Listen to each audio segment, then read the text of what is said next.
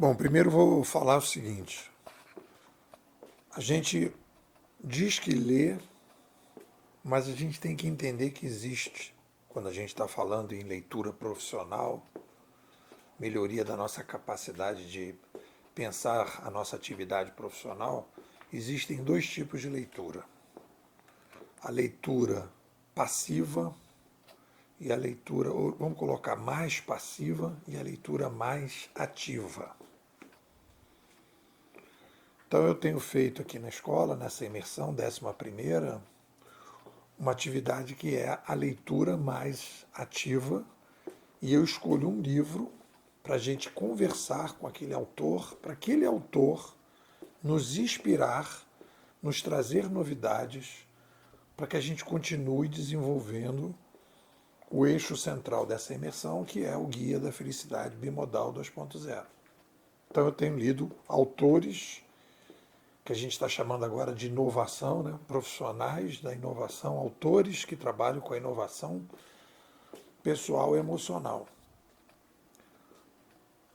que estão propondo formas da gente lidar melhor com as nossas emoções para que a gente possa ter vidas melhores, mais adequadas. Então eu estou falando isso porque eu estou lendo, nós estamos lendo agora, né, o livro do Peterson, que é o Jordan Peterson, canadense, 12 Regras para a Vida. Esse é o terceiro artigo. E a primeira coisa, como a gente vai lendo, a gente vai classificando esses autores, né? E aí eu fiz aqui uma classificação do ponto de vista da forma. Eu diria que nós temos autores que escrevem sobre felicidade ou sobre inovação pessoal e emocional, se vocês quiserem, mais didáticos e menos prolixos, e tem outros que são menos didáticos e mais prolixos. Quando você vai perguntar para o tio Chatinho o que é prolixo, desculpe, o que é didático, didático é aquele que facilita a disseminação e o aprendizado. Então eu diria que a gente tem então autores mais didáticos. O Taleb, por exemplo, ele é mais prolixo. No caso aqui do Peterson, ele é mais prolixo, ele é menos didático. Quando eu comentei o livro do Charlão semana passada, ele é mais didático, porque ele divide. Aqui também tem as 12 regras. Só que as 12 regras, cada vez que ele fala de uma regra, ele faz uma digressão gigante. O livro é um livro grosso, bem grosso, né? E aí depois eu fiz uma separação também dos autores de inovação pessoal e emocional, os autobiográficos, que contam histórias da sua própria vida. Talvez o Charlão seja um pouco isso. O Mark Mason conta muita história dele e aí faz as reflexões. Contadores de história variados, que não é necessariamente deles, né? Os apresentadores de pesquisa, que é o caso do McKill. Temos os classicistas, que é o caso do Peterson, que ele não faz historinhas dele, ele não conta a história dos outros, ele não apresenta pesquisas, ele faz um resgate dos autores clássicos. Então ele é um classicista. E temos nós, os bimodais, nós somos sintetizadores. A gente melhora a nossa visão através da leitura dos outros autores da inovação pessoal. E eu disse essa semana aqui que a relação custo-benefício que a gente tem como sintetizador é maior, porque eles fazem um filé mignon e a gente, em cima do filé mignon deles, a gente faz o churrasco. Então a gente tem trabalhado em cima dessa perspectiva, né? Então eu diria que o Peterson é um autor da inovação pessoal e emocional mais classicista, menos didático e mais prolixo. E aí a gente, a partir daí, começa a viajar junto com ele, sem a preocupação. Eu tenho agora trabalhado muito isso, né? Sem a preocupação de chegar para cá, chegar para lá. Eu vou me deixando levar, vou no fluxo, né? Uma das coisas que eu coloco ainda como parênteses, antes de entrar na conversa com o Peterson, é a defesa do cadernismo, que é um conceito. Cadernismo é um conceito de cozinha aqui da escola, que vai provavelmente receber um, um banho de loja mais à frente. E a ideia do cadernismo é você criar o hábito, um ritual Rivotril para estimular suas químicas positivas dentro do seu corpo através de um caderninho. Disse aqui para um cara que faz sauna comigo, o caderninho custa R$ 1,50 na papelaria. E ele vale como se fosse uma terapia. Por quê? Porque quando você vai ao terapeuta, na verdade você vai lá conversar com o terapeuta. Ele vai te dar um feedback. E quando você vai no caderninho, você vai conversar com o caderninho, vai criar o hábito de conversar com você mesmo. E aí eu destaquei aqui 3 tipos de escritos que você pode ter no caderninho. Os escritos profissionais, que você vai refletir erros e acertos da sua atividade profissional, criando uma narrativa profissional própria. As coisas que você aprende na sua vida, as coisas pessoais, e o caderninho da crise, o momento em que você tem um desafio, um problema, teve um gatilho de estresse, estressor, aí você vai lá e escreve. E eu tenho sugerido aqui para os bimodais que os escritos profissionais e os aprendizados de vida, seria muito bom publicar isso na internet, seja num grupo, seja num espaço qualquer, para que você aumente a responsabilidade dessas reflexões e receba feedbacks. Então, feito esses parênteses, a gente entra agora no Peterson, né? Ele fala, por exemplo, aqui, a frase dele, vou abrir aqui, né? A maioria dos artigos científicos, isso é o Peterson falando, é escrita por um grupo pequeno de cientistas, uma pequena proporção de músicos produz quase todas as músicas comerciais gravadas, BPB. Então, ele vai falar de alguma forma do que a gente está chamando aqui de viés genético inovador. Eu acho que uma das grandes tendências e um upgrade que a gente vai ter muito grande com a chegada aí das inteligências artificiais, máquinas que aprendem e decidem com o uso, né? Que aprendem com o uso e tomam decisões, a gente vai começar a conhecer muito mais o viés genético. A gente vai entender muito mais o ser humano, porque a gente vai ter muito mais quantidade de dados para analisar. Então a gente aqui, de uma maneira hipotética, dedutiva, que é o que a gente trabalha aqui, sugerindo, né, questões, a gente divide em 2 o viés genético inovador, disruptores e incrementadores. Eu já tinha falado sobre isso, mas agora eu detalhei, né, e faço aqui uma hipótese, dizendo que o seguinte, que os incrementadores representam 80% da população. Depois diz que 15% são disruptivos menos radicais, disruptivos mais moderados. E 5% são disruptivos mais radicais. Estou chutando isso.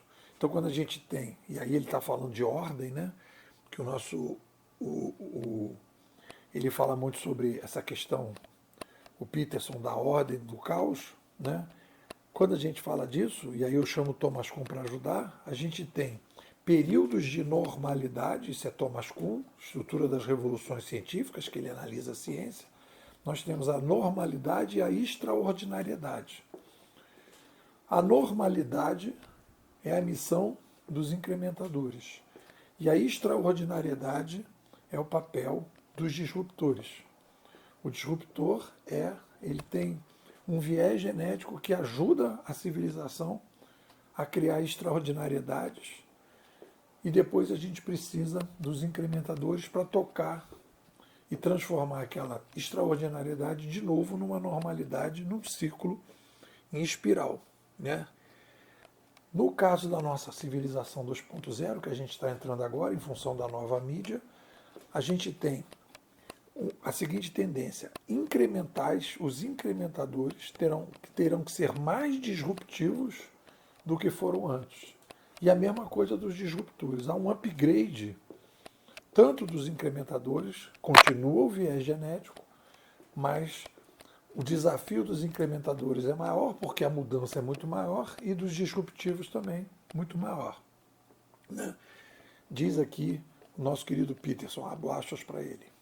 Novas características podem ser acrescentadas e características antigas sofreram alguma alteração, mas a maioria das coisas permanece igual. Então ele está falando da ordem e ele trabalha muito com essa ideia, né, de que a gente precisa resgatar, a gente não pode jogar fora todo o background, todo o cabedal de conhecimento do passado. Então ele é um grande defensor, né, do resgate do que foi bom no passado. E aí quando ele fala sobre essa questão, eu fui inspirado a falar dos padrões, né? De maneira geral, de maneira geral, as pessoas trabalham com percepções ou com padrões mais fracos. E aí o que acontece? Percepções, elas têm elas vivem uma sensação de que determinada coisa funciona. Eu me lembro de uma história, né, de uma indústria que produzia gelo, e aí ela ia para, acho que na Dinamarca, então ela trabalhava, subia no alto da montanha e os caminhões vinham com gelo. Então o gelo era produzido pela natureza até que começou a ser produzido por equipamentos, né? Então a tecnologia veio produzir o gelo. Então a possibilidade de tecnologias produzir gelo não passava pela cabeça dos caras que produziam gelo coletando na montanha. Então aquilo que de repente parecia imutável, alguém disse, olha, pode ser que mais na frente surja uma tecnologia que produza gelo. Quem sabe você não produz essa tecnologia? Isso não passava pela cabeça daquela galera, né? Então, aí vem aquela frase famosa que eu acho que aparece até naquele filme, um desses filmes que fala sobre a crise financeira, né, a grande aposta, eu quase certeza, diz assim, o que nos causa problema não é o que não sabemos, é o que temos certeza que sabemos e que ao final não é verdade. Mark Twain. Vou repetir. O que nos causa problema não é o que não sabemos, é o que temos certeza que sabemos e que no final não é verdade. E aí o que eu digo, a gente tem percepções ou padrões mais fracos e a gente não se agarra nos padrões mais fortes. Então, quando a gente tem uma qualidade de pensamento melhor, é quando a gente abraça padrões mais fortes. E aí eu faço nessa digressão, e aí eu comento sobre o digital, né? Que a grande mudança que a gente está passando na sociedade hoje é compreender o novo padrão, o novo motor da história, a nova ciência social 2.0, que entende que quando a gente aumenta a população, a gente precisa de uma nova mídia, e quando chega a nova mídia, a gente cria um novo modelo de cooperação. E aí a gente conversei muito essa semana nas mentorias, né? Me lembro com o David, particularmente, quando a gente fala da ordem. A ordem estabelecida, o comando e controle estabelecido hoje, é o comando e controle pré-digital. E quando você tem uma nova mídia, você tem um novo modelo de comando e controle. E aí tudo vai se modificando. As novas mídias chegam e como a gente aumentou a população, a gente precisa de um modelo de cooperação mais descentralizado, mais dinâmico, mais complexo, mais inovador. E isso é uma cacetada na cabeça das pessoas que pensavam que aquele modelo de comando e controle que existia era imutável, quando não é.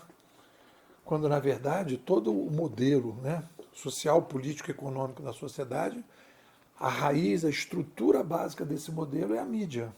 Quando ela muda, muda tudo. É o que dizia o McLuhan e a gente segue ele. Aí eu faço aqui nesse artigo, eu resolvo detalhar com mais precisão a tal da psicologia 2.0, se vocês quiserem, inovação pessoal emocional 2.0, como uma macro tendência, que é o que a gente está trabalhando agora, a inovação pessoal. Aí, aproveitando essa conversa, eu botei, né, inspirado por isso, eu botei. Primeiro, o Sapiens aumenta a quantidade de escolhas, a sua responsabilização por causa disso, e os problemas emocionais, com isso, aumentam tremendamente. A gente tem uma demanda exponencial por terapias. A gente precisa ter muito mais analisado, deitar muito mais no divã do que precisava anteriormente. Então a gente precisa trabalhar com alta escala da psicologia. A psicologia 2.0 tem uma demanda gigante, exponencial, de garantir qualidade na quantidade. Essa é a demanda, isso vem com a nova mídia. Aí a gente vem, né? A gente precisa de guias de felicidade mais fortes, é o que a gente está fazendo, entrando nessa onda. Esses guias de felicidade mais fortes vão formar aí uma geração que o pessoal chama de coaching, essa galera que está publicando aí sobre felicidade a rodo, que a gente está chamando aqui de mentores de felicidade, ou, se você quiserem, profissionais da inovação pessoal emocional preventivo, profissional preventivo. Depois a gente vai ter o uso da inteligência artificial, máquinas que aprendem e decidem com o uso, tanto para o apoio preventivo como pós-ventivo. E os atuais psicólogos vão ajudar na melhoria dessas IAs, vão assessorar os mentores da felicidade preventiva, né? E vão atender os casos mais graves que nada disso vai ser resolvido. E aí a gente vai ter os nichos, né? Vai conhecer muito mais os nichos, os perfis e as especializações, e vai haver uma especialização muito maior para poder resolver os problemas. Ou seja, a necessidade de deitar no divã já aumentou, está aumentando exponencialmente. E a gente precisa ter respostas em relação a isso, né? Então eu botei, quem vê padrão, e aí voltando ao assunto do padrão, eu digo, quem vê padrão enxerga mais longe. Quem vê apenas percepções enxerga mais perto. E a gente precisa, então, trabalhar com essa visão. Depois ele fala aqui, o nosso querido Peterson diz assim, o nível baixo de serotonina significa menos felicidade, mais dor, ansiedade, doença e uma expectativa de vida menor, tanto entre os seres humanos quanto entre os crustáceos. E aí a gente tem falado que quando a gente fala de uma vida melhor, a gente na verdade está falando de um gerenciamento químico melhor na nossa produção. A gente não diz assim, eu quero produzir serotonina agora, né? Eu quero produzir serotonina agora e vou produzir e acabou. Não é assim que funciona. A química do corpo, ela produz químicas positivas que geram emoções melhores se você fizer A, B e C. Se você tiver tais e tais atitudes, se você tiver tais e tais princípios, senão você não produz. Então nós somos uma indústria química que precisa introduzir dentro dessa indústria determinadas coisas para receber determinados produtos. E é essa que é a ideia de quando a gente fala de projetos de felicidade mais forte. A gente tem que criar, né, os insumos para que o nosso corpo produza, né, químicas de qualidade e a gente consiga subir o nosso bom TRC. Bom humor, otimismo, resiliência, criatividade, tranquilidade e por aí vai. O que vocês dizem? Bom, pessoal, convido vocês para participar da Bimodade. Estamos aí desenvolvendo o Guia de Felicidade Bimodal 2.0, entrando fundo aí na inovação pessoal.